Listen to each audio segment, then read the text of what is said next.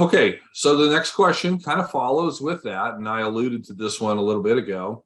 This is my first year planting corn green into standing cereal rye and vetch. How much nitrogen do I need to apply with the planter to get the corn started? So I put this one here because it really follows nicely with that first one, as far as, I already talked about how cereal rye is so good at tying up and holding on to the nitrogen. So we have to put nitrogen on either at planting or shortly thereafter to kind of get that corn up and going. And so this question fits into that nicely. How much nitrogen do I need to put on with the planter to get the corn started? Again, there's going to be a lot of variables here. The question said standing rye and vetch. So, some of this is going to be determined on how much rye versus how much vetch. Because if it's all vetch, there may be 200 pounds of nitrogen out there in the cover crop biomass, and it could come available pretty quickly.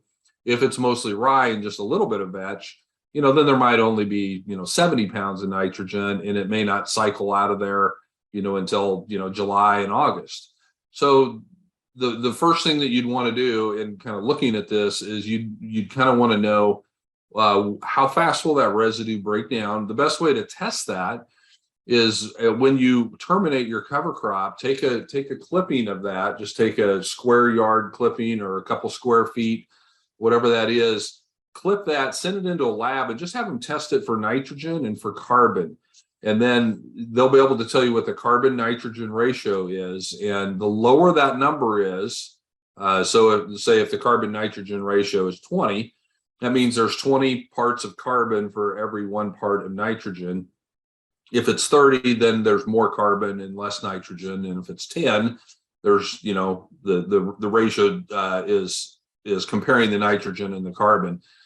That's going to be a good indication of how fast that's going to cycle and how fast that nitrogen comes back to your following crop. Ideally, if you want to get most of that cycling out in within the first 60 days of termination of that cover crop, then you're going to want that number in the low 20s and under.